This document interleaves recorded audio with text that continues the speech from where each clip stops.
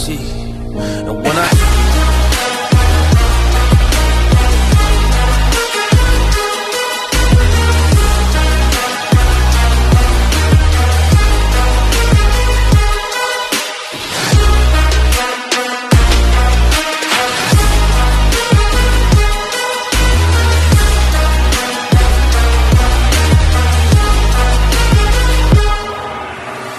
I am a monster, that's some things that I might see.